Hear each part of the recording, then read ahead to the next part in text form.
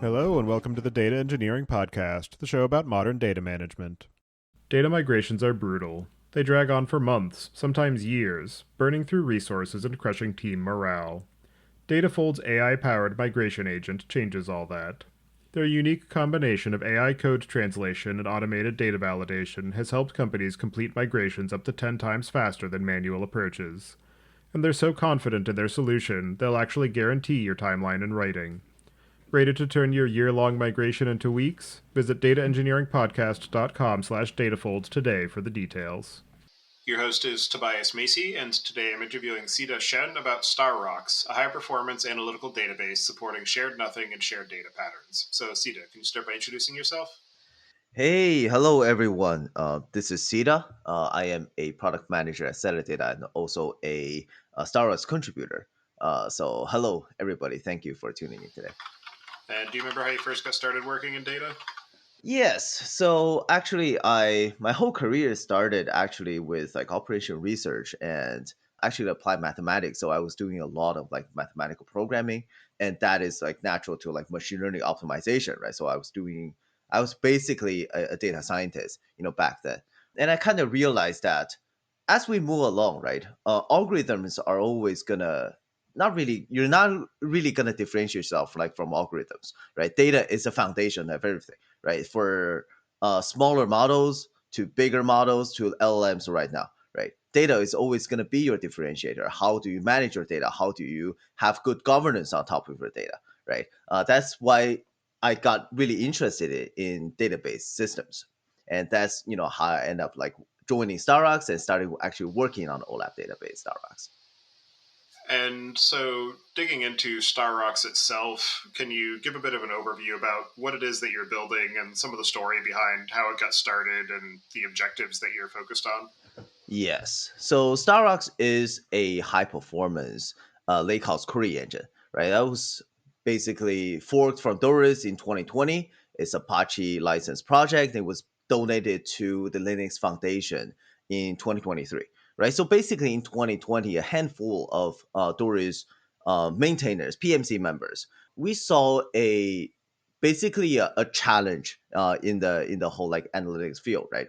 So basically, it was the performance challenge and the access of pre-computation challenge, right? People just wanted faster queries, right? But they wanted fast queries also with join queries run on the fly, right? Everybody wants to run things on the fly, for the better flexibility, right? So for the simplicity of the pipeline, right? So for the reason that I don't have to build that whole thing, to duplicate their data, all of those like pre-computation denormalization pipelines. So from the ground up, we built it, a bunch of features, right, to support these use cases. We built it a cost-based optimizer, which is really essential, for scalable, fast join performance, right? And we also basically vectorize all of our operator. It's a C++ project, right? Doing that is reasonable, right? And with all of the SIMD optimization, and that is, give us like a great foundation of basically fast queries, fast OLAP queries, right? And we also build, something like a primary key table, right? We have a row level index, that's for like second level data upserts and deletes directly on top of columnar storage, right? So that's the whole thing. And around 2022, we saw the rise of open formats, right? From Apache Iceberg, basically open table formats governed Parquet files. You can say something like that, right?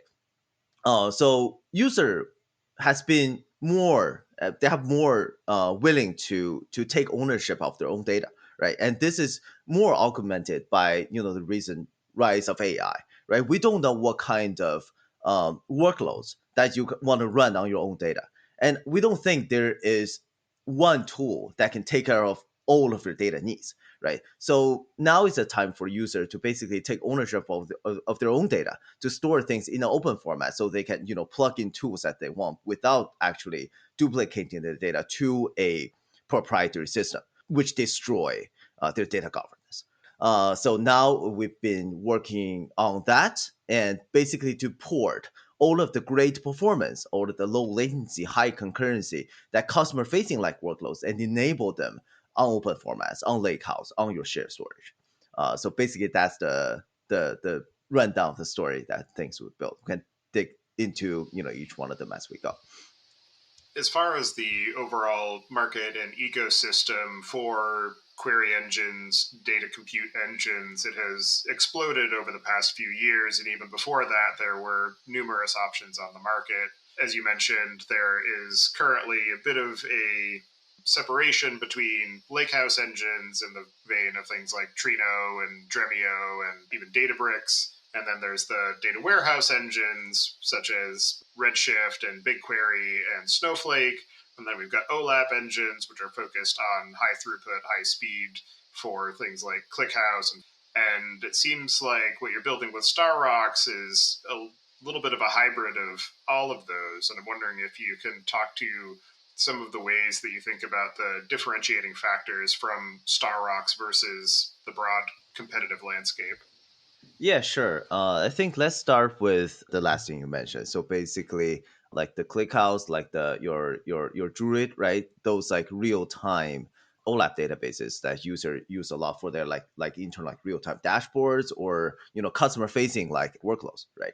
One of the biggest challenge for those systems is that when they designed the system, they didn't really have on the fly join in their mind, when they designed the system, right? And that's a big problem because database management system, we know today was like developed in the 1970s, right? And relational databases has been the best practice since then. And somehow like just 5-10 years ago, we just forgot about it, right? And say, okay, one big flat table is the best practice, and it's really not. It probably solve your performance challenges, but it really introduce a lot more like challenges, right? Firstly, you have to to build denormalized table, right? You're duplicating your data, basically easily 10x your storage, and also you're building excessive denormalization pipelines, right? Doing that for batch, for like use a Spark, but that's probably okay. But doing that in real time, right? You need to introduce stream processing. You need to introduce incremental compute, to catch up with the data freshness requirement, right? That's a whole nother proprietary set of skill set you have to have, right? And that's really expensive. That's really you need like somebody special that actually codes, to actually do that, right? Build your like stream processing pipeline, right? And also denormalization lock your data in a single view kind of format, right? Basically, let's think about you have a smaller left table, right? And you have like a bigger right table, right? You have a basically a dimension table and a fact table. And one day you want to update something, on your dimension table, right? You just do that one column, not that many rows, it's okay, right? But imagine like with denormalization, you have a big flat table underneath, right? With the row number, basically number of rows basically equal to your fact table. And you still want to update that one column, guess what? You have to, you stuck at data backfilling for like the next like 3 days, right? And this is actually a huge problem. And we have a user that operates on petabytes of data. They're building a metrics platform. A metrics platform, you should be able to add metrics easily, to change metrics easily, right? And because they were on Apache Druid, they couldn't do join. They had to do denormalization. So each schema change or each edit or change in their metric took like 2 to 3 days, just because of data backfilling. And that's not that's something that you don't want to have just to have good enough performance. And at StarRocks, we've been working on this problem since like it was open source. We basically added so many features to the system that we make join actually run fast enough, so you can ditch your denormalization pipeline. You don't have to rely on your denormalization pipeline. Denormalization should never be a default, even for OLAP system, even for customer facing analytics. It should be something that you build on demand, right, to fix those crazy workloads. Yeah, so that's basically to compare with the real time OLAP databases. And the next I want to talk about is basically the Trinos, the Prestos, right? The Dremios, those kind of, those query engines that work on top of a shared storage on a data lake, right? We see the data lake house kind of conversation started, when Databricks introduced Delta, when Netflix introduced Apache Iceberg, right? Now we can do a lot more, basically on top of Parquet files. So before Hive, everything needs to touch disk. You want to do a schema evolution, right? That needs to touch disk, and everything really relies on the HDFS, right?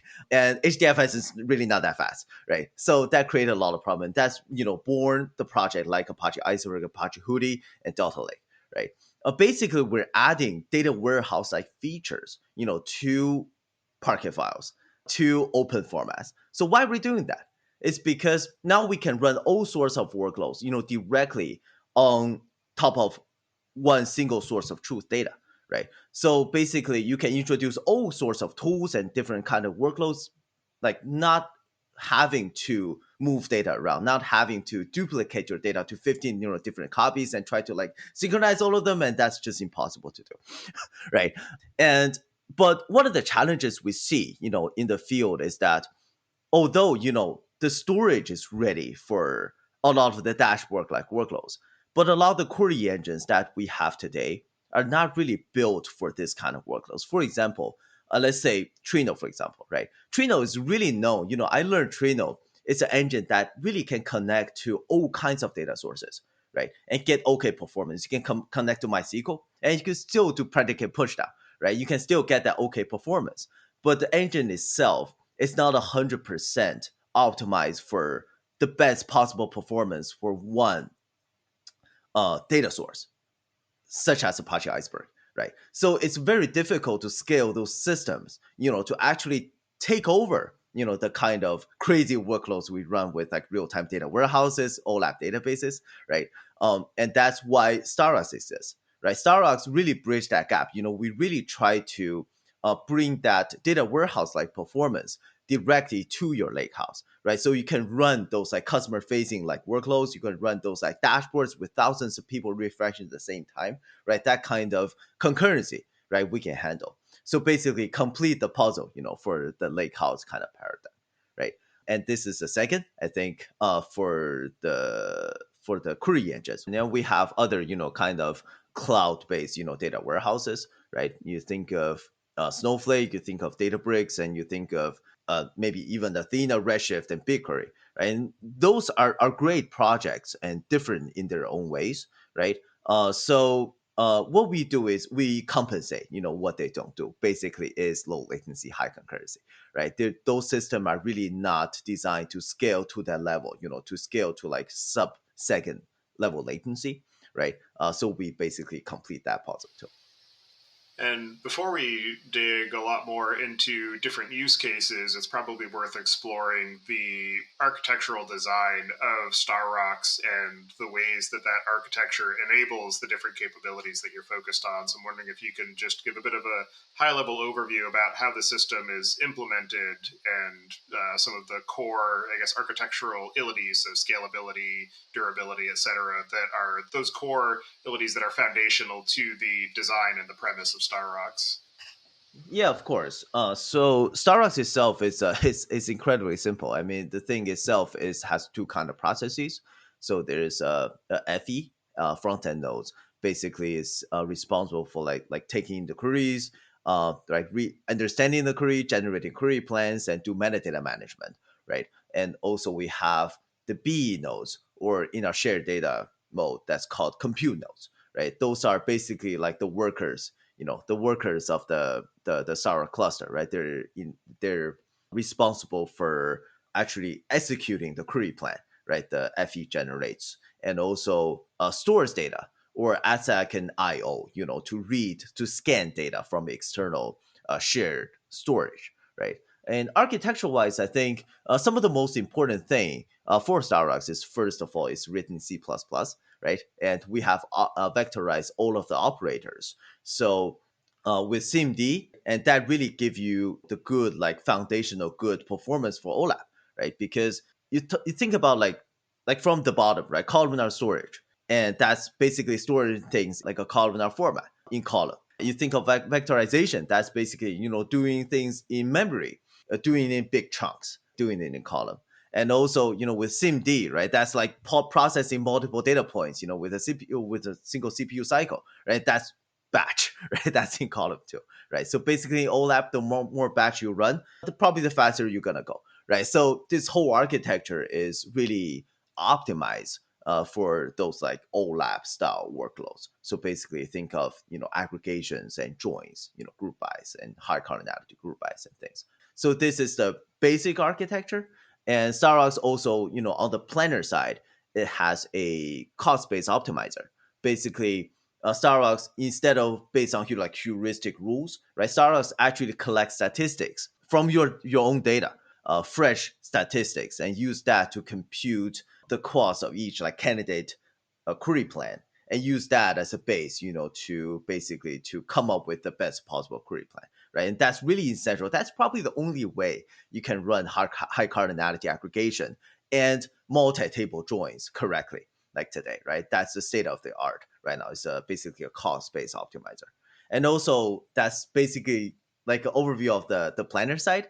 And also on the compute side, we feature a massively parallel processing kind of computer architecture, right? And that's basically the heart of MPP, I think, is to utilize all of the nodes, right? When you do a computation, when you do execute a query. I think the heart of it is basically we're able to shuffle data between memory while the query is running, right? So the cool thing we can do is with that is basically think about a two-phase high cardinality aggregation, right? We can do multi-phase aggregation because we can actually like shuffle the data between nodes, like between memory, like during the query still running, and we can do shuffle join. That's basically the only way to do like scalable two big table join right now. So that shuffling service is essential, in our architecture.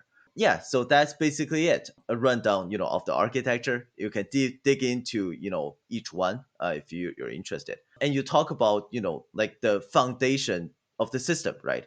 So the scalability or the whatever ability. If I want to conclude the utilities, is that how you pronounce utilities, right?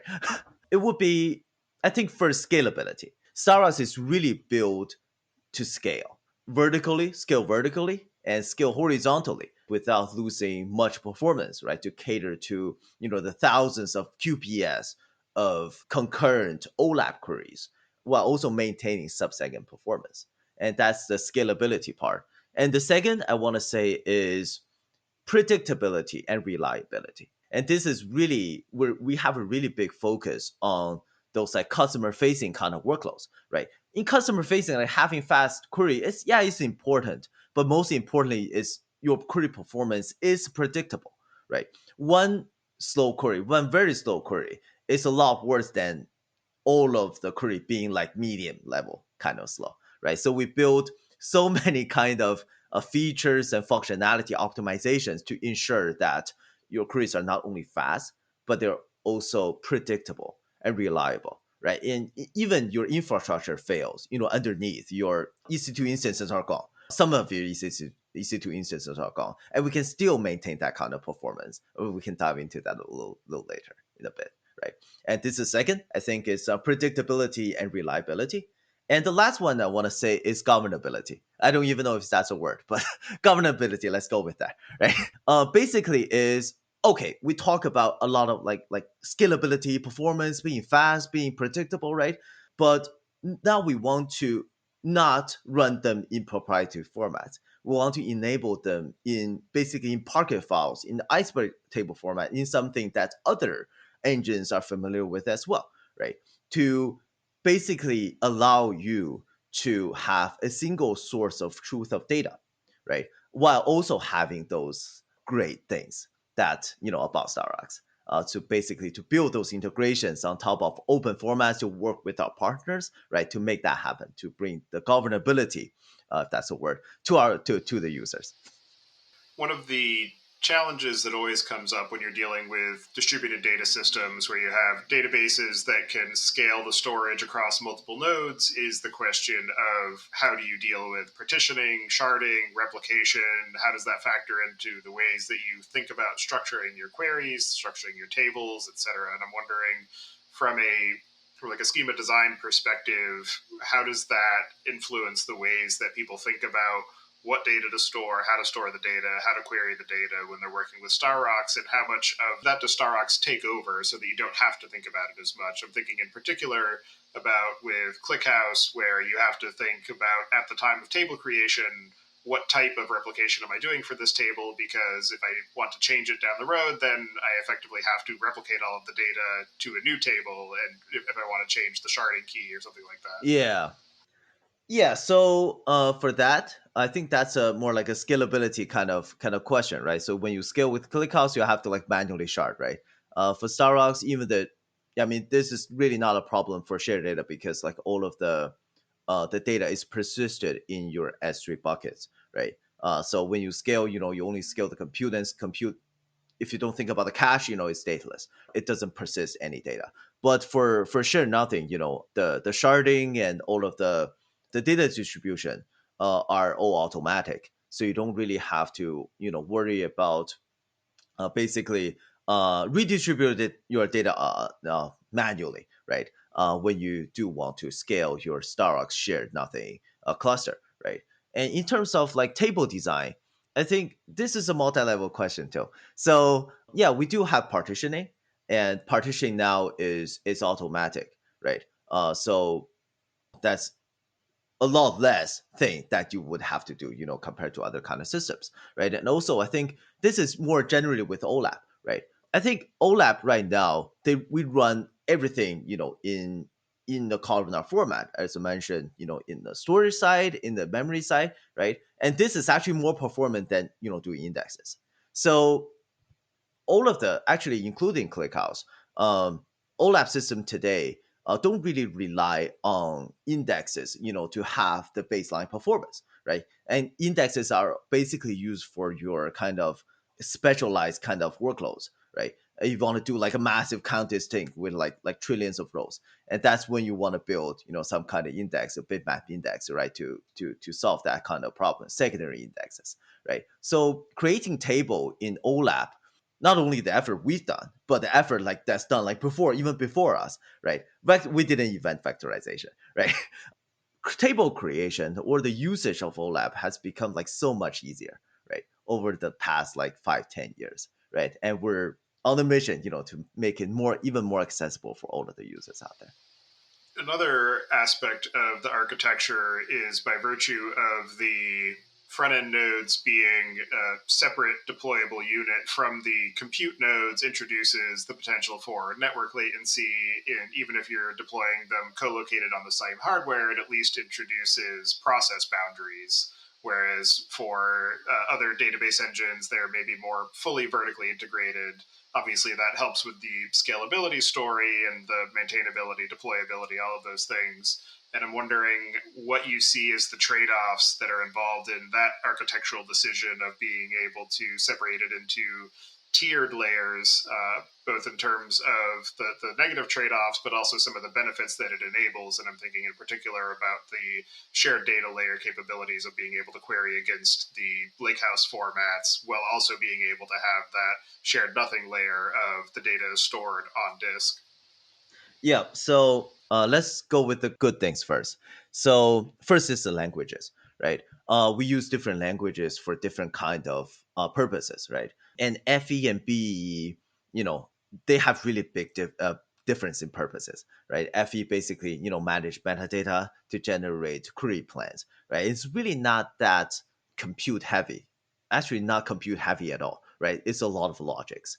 And for BE, it's more a lot of parallel processing, really heavy on the compute. So for the two kind of purposes, FE is much more suitable to do in Java, and C++ is much more suitable.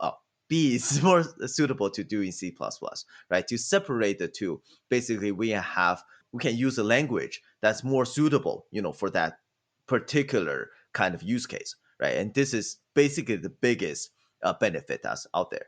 And talking about trade-offs, yes, there are trade-offs. Network is a concern, but there's really not that much data being exchanged, from your FE and your B or C and nodes, right? That's just a query plan, the physical plan, right? And maybe return the data, but we do that through BE too. So it's really not that much data to exchange. right? I think there are two limitations to this kind of design. So the first is being the two written in different languages, right? So if, let's say, we have a little function that we implement in B, right? We write in C++, right? We cannot really do that function or call that function when only FE is up, right? So we have to like have the whole cluster up. So this creates a little bit of trouble for us in the on the deploy on the development side, right? We have to think about we do have two kind of languages, and what do we put there? Where do we put where? Right. So this is basically like the first kind of limitation, and second is this is really not that good if your cluster is very small. So basically, FE and BE are two kinds of processes, right? And we cannot really handle, the resource management between the two, right? We have to like completely like depend on Linux to do that, and it doesn't really do that well, right? So if you want to deploy in StarRocks in production, what you will want to do is to have dedicated machines for your FE nodes, right? And but when you only need like two B nodes, sometimes one B node is enough for your deployment, and you want a high availability for your FE nodes, right? You want three FE nodes and one B node, and that's a waste of resources when your cluster is very small, right? But StarRocks is really built for distributed compute when you have many a really big data set and really big concurrency, right? So that is actually not that big of a problem too, right? I hope that answers your question. Yeah. And then now digging into the use cases that StarRocks enables, particularly around that tiering of the Lakehouse shared data and the high speed OLAP shared nothing. You also have the intermediary bit of being able to cache the Lakehouse data. I'm wondering if you can talk to some of the ways that that changes the data platform architecture and the overall usage patterns that are modified as a result of that capability versus the current landscape of I either have my Lakehouse or I have my OLAP engine, but I have to do some extra work to be able to join them together, or maybe I can use an iceberg table for in like my ClickHouse, but it's still gonna be really slow, and just some of the ways that having that unification of the stack changes the overall approach that teams take to the design of their data systems. Yeah, that's a fantastic question. So yeah, we do have just a little bit of background information, right? So for the listener that are not familiar with StarRocks architecture, so we do have our own table format, and we do have our own file format, right? That's basically our internal tables. Basically, we talk about share nothing or share data. We are all talking about the proprietary crazy kind of format that we built just for the best possible performance, right? You have your low cardinality, kind of like storage level, like optimizations, right? And you have all sorts of crazy indexes you can use, right? And the format itself is more optimized for low latency, high concurrency, right? And that's the basically share nothing and share data kind of thing you're talking about. And also we have Apache Iceberg, right? And Apache Hudi and Delta Lake and Apache Python, right? Those are open table formats, and they govern ORC Parquet files, and those are like open file formats, right? And so how the whole thing works. So basically, the underlying thing is we want to preserve all of the things that are good about open table formats. Basically, is single source of truth data, right, in the open format, right? So we want to, with this as a requirement, and how can we make the performance faster, right? So actually, StarRocks is able to, you can actually create materialized views with StarRocks, right, from Apache Iceberg table. And what it does is that it's basically a materialized view is basically a managed StarRocks table in StarRocks' own crazy own format, own really fast format, right? So what you can do is create a materialized view, right?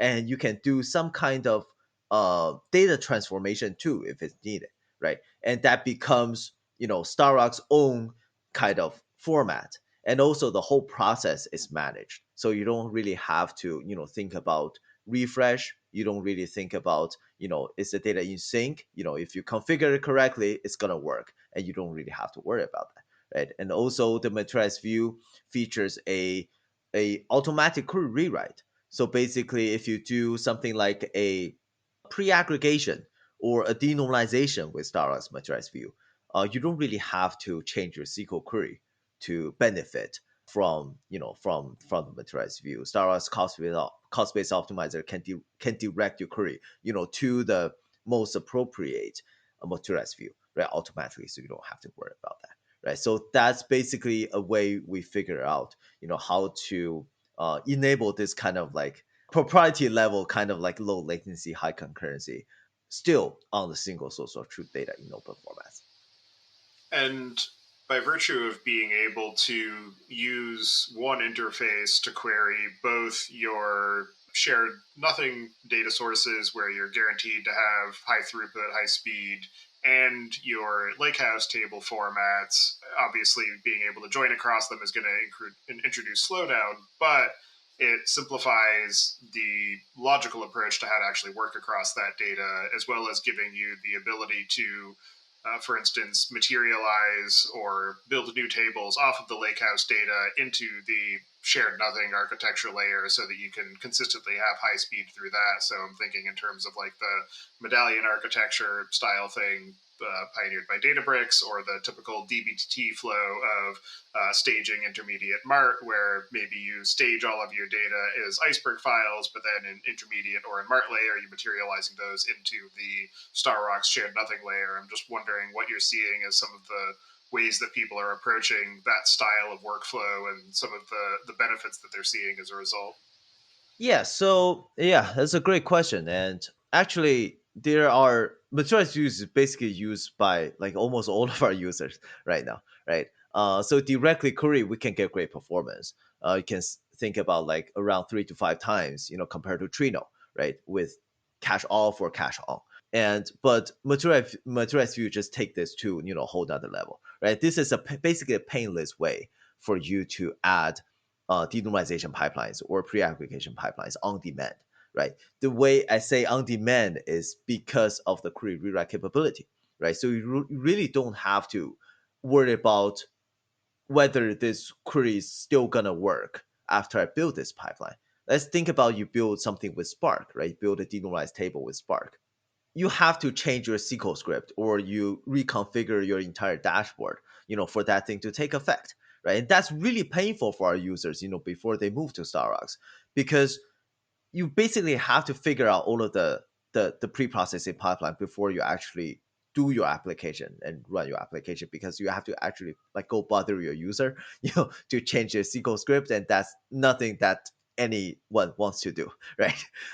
Yeah. So with this, um, you can actually just build your application, right, and figure out the performance afterward, and to add denormalization pipelines afterward, and you end up adding so many less pre-computation pipelines, right? And also you end up going to production a lot faster, with query rewrite capability of materialized view. This is, basically the main way of how our users are basically blending our proprietary kind of format, optimized format, with like an open format like Apache Iceberg, right? And there are actually other use cases too. It doesn't only help with query. Our proprietary format also has a primary key table, right? You're probably familiar with. It has a record level index, right? That's able to accelerate your data freshness to like sub 10 second, directly on top of columnar storage. And that's has to do something with memory. So that's not something that Apache Iceberg can do. So we actually have a user that use primary key table as a caching layer when they basically ingest the data in. So it first lands in the primary key table. So you get that, 10-second data freshness. And they build a whole mechanism to basically sync the data from their primary key table to Apache Iceberg, like every hour, right? Delete and do a truncate of the table, on top, and make that whole like a atomic operation. So that's a crazy workload, right? So they actually presented this whole thing last year at the Iceberg Summit. It's Tencent Games. So they were basically able to get sub 10-second data freshness on top of like petabytes of data, right? And single source of truth still on Apache Iceberg. and running that with materialized view, running that off like sub-second query performance. It's just some crazy numbers if you actually combine the two correctly, right? That's probably like one of the most exciting ways you can use StarRocks, I've seen. And that was going to be my next question, was the reverse of landing your data in StarRocks for high write throughput and being able to do read after write querying in those other applications. So either using it for an application storage layer, maybe not necessarily as the primary database, but for being able to push analytical events, similar to the use cases that Lakehouse is often deployed for, and then being able to periodically flush that data down to Iceberg so that you maintain that as a raw storage table, but you're also still able to use it for being able to power interactive use cases as the data gets written. That's a really exciting thing. I mean, that's not a problem that I think open table formats are looking to solve, right? And because that's a lot of that is engine specific, a lot of that depends on memory, right? So, that's one really innovative way you can solve that problem, have that data freshness. In terms of the Lakehouse support, you mentioned Iceberg, Delta, Hudi. There are a large and growing number of table formats that are available. Obviously, they all have different use cases that they prioritize. And I'm wondering how the work that you're doing in StarRocks focuses on either subsets of that functionality or just the overall problem matrix of supporting all of those tables and being able to support all of the features versus what are the core elements of those formats that you care most about, and particularly as people ask you to add more and more tables to the list. Yeah, that's a great question. That's a great question. So for all of the table formats, I think almost all of them. I think of even like just Iceberg, Delta, Pyman, and Hudi, and even Lens, right? They all like born with similar reasons. They're all solving a very similar problem, which is Hive table just doesn't work anymore with the scale we're operating on, with the frequency that we want to update our data, right? The frequency we want to add new columns, to delete columns, to do schema evolution, right? It's not keeping up. And I think they all solve very, very similar problems, but they started at different places. And I do see a lot of the table formats converge, and have a shared functionality a lot more than we see like 2-3 years ago. And yesterday at the Iceberg Summit, a lot of the features that are introduced, like deletion vector, like let's say geospatial kind of features, they're shared between Delta and Iceberg. So I imagine actually the opposite. So going forward, we should be able to see a lot less proprietary features, that are in those table formats.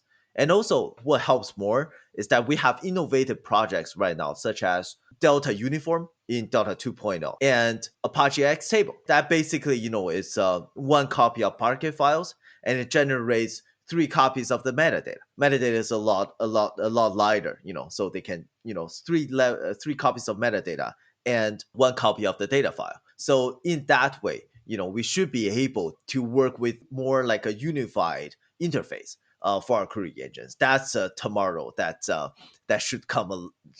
That we really want to come like actually tomorrow. And then for cases where teams already have some investment in one of these other query engines, whether they're using Trino, Dremio, etc., for their Lakehouse use case, or they're using Snowflake, etc., for their warehousing, or they're using ClickHouse or Druid for OLAP, or maybe they're using some combination of all of those. What are the situations where you typically see teams addressing StarRocks as a supplementary tool versus a replacement of any or all of those? A supplementary. That's more. I think we see a lot more of that, with query engines, right? Because the heart of like Lakehouse is basically one giant copy of data and 15,000 different tools on top of it, using that one copy of data without moving the data. And that really sparks innovation on our side, because that really drives specialized tools. And StarRocks is that type of specialized tools on the Lakehouse, right? And we're probably the only one out there that is really hyper focused on high concurrency, low latency, reliability, those kind of like customer facing like workloads. So we do see a whole ton of StarRocks running side on the side of Apache Spark. So Spark do a lot of the business transformation, do a lot of like the compaction, right? And we handle a lot of like the interactive queries, and we handle a lot of the like the high concurrency, like the dashboards and the reports, and also like customer facing like application that they're directly serving OLAP queries to their customers and run everything on the fly. So that is probably the biggest. And also we do see a lot of ClickHouse user, but that's more often a direct replacement. And they just look at their like 10,000 denormalized table and just get frustrated and look at their build, they cry, right? And they want to find something that can run joins on the fly. And they find us. And later they discovered, even more reason, to stay on StarRocks because of the scalability and because of the data upserts, because the real time kind of, real time data upserts, you can actually, have your data change. What a surprise, right? Like in real time. So they end up like slowly like replacing the whole system. But denormalization is basically most of the reason that a lot of the ClickHouse choose StarRocks in the first place. Digging more into the ClickHouse comparison, one of the things that gives them a built-in advantage at the moment is the overall ecosystem investment around it, where they've been around for a while, they have gained a good reputation. There are a lot of systems that presume ClickHouse as their storage layer. I'm thinking even in particular of some very new systems such as AI gateways that rely on ClickHouse as the storage layer for storing some of the user interaction data, telemetry data, etc. And I'm wondering, in terms of that piece of the puzzle for StarRocks, how you're approaching the ease of integration, ease of adoption from a protocol and ecosystem layer. Protocol and ecosystem, we definitely are spending a lot more of our effort on those. But I think in our experience, that's really not a huge blocker for a lot of the users, because a lot of things they're experiencing when they're trying to go to production, when they're trying to scale. And those problems are much more difficult to solve than than a lot of the ease of, a lot of the higher level kind of issues. And StarRocks is not really exactly, yeah, we do lack when compared to ClickHouse, functions, but we are working with the community, to make StarRocks a much more mature product. And digging a bit further into my brief mention just now of the AI ecosystem, obviously that's another area that has been driving a lot of development in terms of completely new data engines as well as feature additions to existing ones. And I know that StarRocks has an array data type which can be used for storing vectors. And I'm just curious what the current stance is of StarRocks in that broad ecosystem of AI applications and being able to enable them and deal with vector embeddings, etc. Yes, so I think it's better. It's good for me to give like a general picture and then like some features explanations, right? So first, forgive me to going back to Lakehouse again, but this is really Lakehouse. So Lakehouse, they did that like a long time ago, right? It's 2017, 2018. It didn't really become like that popular, that big, until just a few years ago, right? The reason for that is I think AI is really a big push, for the lakehouse adoption or the lakehouse kind of like conversation. Because like with data warehouse, with just think about like data warehouse kind of workloads. 5, 10 years ago, it's probably possible that one system can take care of, all of your needs, right? But with AI just right around the corner, nobody knows what's gonna come tomorrow, right? What kind of new tools I'm gonna have to use the next day. So user taking ownership of their own data to store their data in Parquet files instead of, let's say, StarRocks file format, right? Has become a lot more important in the past 5 years just because of the boom of AI, machine learning kind of workloads. And that's, I think, a lot of the reason why we started to build this whole like lakehouse integration, right? Because we do want our user to have their own data, to own their own data, and to have the freedom, to choose what kind of tools they can use tomorrow. So that's more like the lake house kind of conversation. And what makes lake house even more important today, I think, is the birth of agents, analytical agents. Agents are, they work a lot faster. They don't really have to sit there and think. They can go through like 10,000 tokens in like a few seconds, right?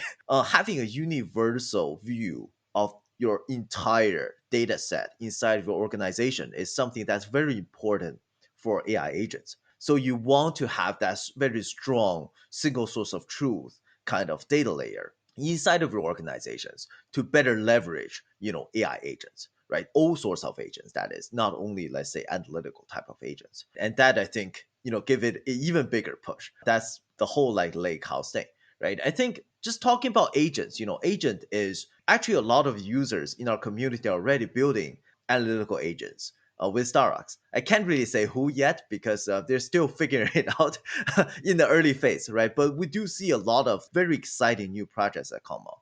I think StarRocks really pair well with agents because with agents you have to have agent scale kind of concurrency. Nobody know like how big that's gonna be, and low latency because it's gonna become like even bigger kind of a requirement because they work just so much faster than I do.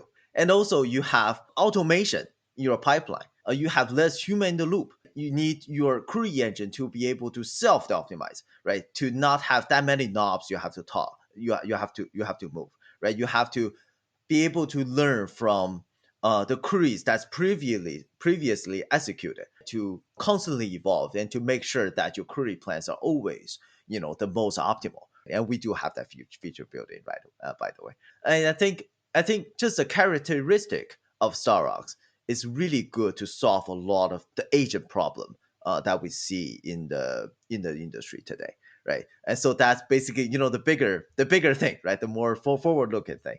And feature wise, yes, Tencent Games did contribute the vector index functionality, right? So you can use StarRocks to basically do a RAG, right? Or to do similarity search as Tencent Games. Tencent do they I think they do like a reverse image search, and you can do you can do like a hybrid search, right? Because we are so good at SQL query, right? You can do a lot more, with your vector search with StarRocks, and that feature is available if you want to try that out today, right? And also to better incorporate to in the whole AI ecosystem, we really strengthen our Python integration. Right now we have arrow support. Now we have a Python UDF, and we're gonna have a lot more, going to the future. That answers your question. Absolutely, yeah. No, definitely a lot of exciting stuff to dig into. And in your experience of working on this project, working in the community and with your customers at CelerData, what are some of the most interesting or innovative or unexpected ways that you've seen StarRocks applied? Okay, so let's think. The first one has to be Tencent Games, right? With their crazy kind of sub-testing and data freshness directly on top of Apache Iceberg with petabytes of data, sub-second latency, right? That is a very innovative way, of utilizing our format with open formats as the Lakehouse, right? Innovator, and something also is I think a lot more interesting is Lakehouse, StarRocks based or StarRocks powered Lakehouse or StarRocks and Apache Iceberg are actually solving those problems nobody has believed that is possible, like customer facing analytics, right? That's something that requires very low latency, high concurrency, and stability, of your latency, reliability of your latency, right? And we have users that use StarRocks and Apache Iceberg in production, serving their customers, their paying customers, right? So first example can be, let's think about HerdWatch, right? HerdWatch is actually a customer. They build like customer facing dashboards for cows, for like livestock. They have like tens of millions of livestock they have to monitor for their customers, which are farms, and they use StarRocks and Apache Iceberg to basically replace Athena, right, and brought down query latency from like tens of seconds to like sub-second. And TRM Labs is another one I've mentioned too, right? And we have a lot more use cases such as customer facing, such as Pinterest. Right? Pinterest use us to do that kind of, you think of like YouTube analytics page, right? I'm sure you're familiar with that. So those for like content creators and for advertisers, to see in real time how their ads are running, right? To make a real time decision on those, right? With that and with Coinbase, customer facing, and just a bunch more. We have a bunch more case studies on the StarRocks.io website. You can check it out. And it's one thing I want to mention, unexpected. I did just talk to a user last week. We have that primary key table that can do real-time data upserts, but it's not a TP database. That guy is not doing OLAP. That guy's using StarRocks as a transactional database and transactional database only to service operational workload. It's been working fine for like a year and a half. I just heard about that like last week. Yeah, that's probably the most like unexpected way people use it. You probably shouldn't, but it's good to see. It's always fun to see. And in your experience of working on this technology, working with this community, and in this problem domain, what are some of the most interesting or unexpected or challenging lessons that you've learned personally? I think challenge wise, we've been through so many difficult things. I mean, building our cost-based optimizer was a lot more difficult than we thought. It's basically an optimization problem. It's basically, we do need to work with the community a lot in the first like 2 years to make it basically we can confidently say, a year or some change to confidently say that we can turn it on by default. And thank God we're open source, or else a lot of the features that we built today would not be possible without our initial adopters trying out and showing us the crazy, stupid query plans that our CPO has generated, right? Without those, that wouldn't be possible. And I think the biggest challenge we see is basically a scale challenge. We do test our system really rigorously, right? We think terabytes of data, that's big. 10 terabyte of data, that's big. But once we get put into production systems, when 10 terabyte is not the data size, it's a scan data size after pruning, right? And that's very difficult, right? With hundreds of StarRocks instances with each with 50 plus cores. And a lot of the problems do show up. You see a lot more bottleneck when you find new bottlenecks in your system, when you push a system to that kind of scale, right? For example, when there's a data skew, right? Shuffling can be a huge challenge. And that's a problem we solve for we spent like almost half a year to solve, right? We didn't even think that was there, in the first place. And that's also, thanks to our open source, us being open source and our open source users, we've been iterated for the past 5 years to make this system, as stable and as performant and as reliable today. For people who are interested in simplifying their data stack, or they really care about speed and latency, what are the cases where StarRocks is the wrong choice? Yeah, we have to talk about that guide again. Yeah, don't use it as a transactional database. There are better options out there. If you want to, analyze your transactional database, read the CDC and use something like a Debezium, right, to CDC it into StarRocks, and we support updates, so that works. Don't use it as a transactional database. That's probably not your best bet. And also for very large ETL kind of workloads that runs for hours or days, you're better off probably using something like Spark, something that's designed for those kind of workloads, especially, if you're on a data lake. You can just run the tools, simultaneously on top of one copy of data. So that's basically it. And as you continue to build and iterate on the StarRocks engine and the ecosystem around it, what are some of the things you have planned for the near to medium term, or any particular projects or problem areas or capabilities that you're excited to explore? Yeah, so this year we're really looking to further stabilize, the query performance, not only just for our own shared data or shared nothing kind of architecture, right? But more for Apache Iceberg, right? So how to deal with unmaintained or less maintained Iceberg metadata files, right? How to better read them parallelly, right? How to better cache them, right? How to make that metadata cache more reliable, right? And also how to make our own data cache more reliable. We've already built a lot of features just to solve that specific problem. And we're going to work with the community and to make those features more mature and more robust, right? So you can end up running, the craziest kind of workloads on your open data, on your own data. And this is exactly what we want in the future, not only for your data kind of workload, but also for your AI. So we take apart, into that big evolution, making everything open. And that is really what we're looking for further power customer-facing analytics on that open type of format. Are there any other aspects of StarRocks, this overall space of high throughput, high speed queries across data lake and shared nothing data layers and the capabilities that it enables that we didn't discuss yet that you would like to cover before we close out the show?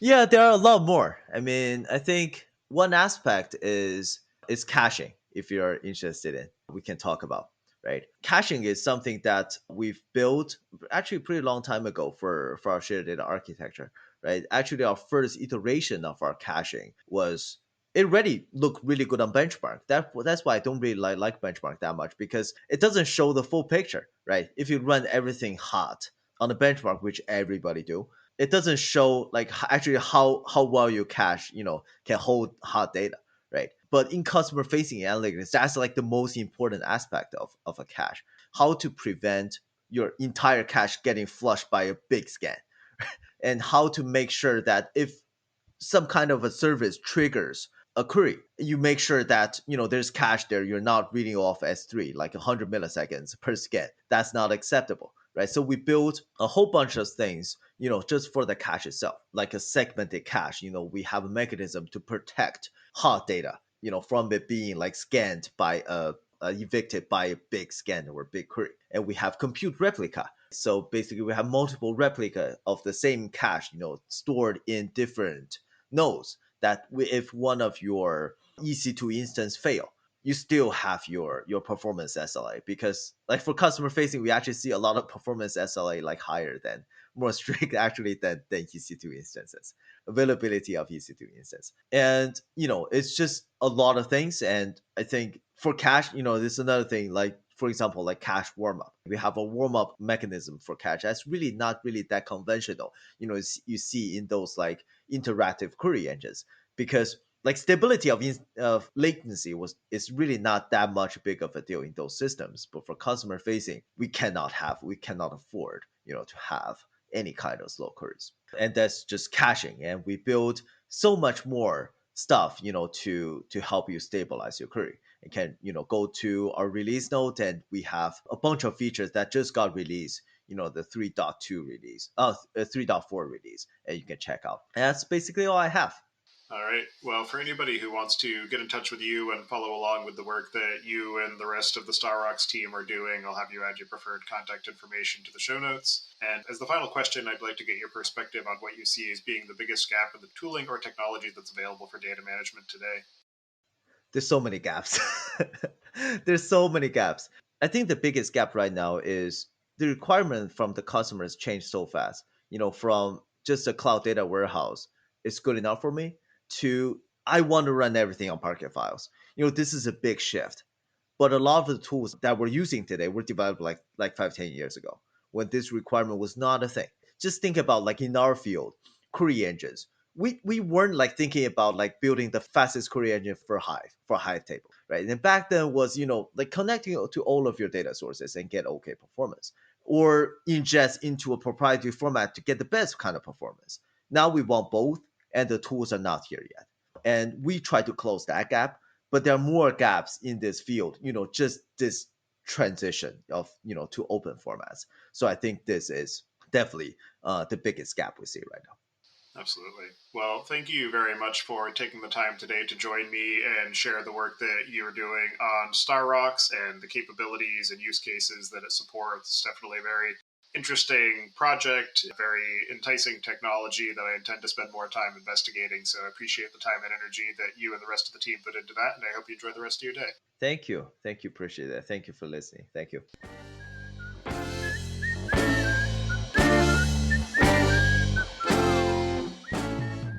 Thank you for listening, and don't forget to check out our other shows.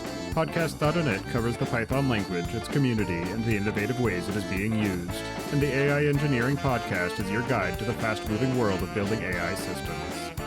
Visit the site to subscribe to the show, sign up for the mailing list, and read the show notes. And if you've learned something or tried out a project from the show, then tell us about it. Email hosts at dataengineeringpodcast.com with your story. And to help other people find the show, please leave a review on Apple Podcasts and tell your friends and coworkers.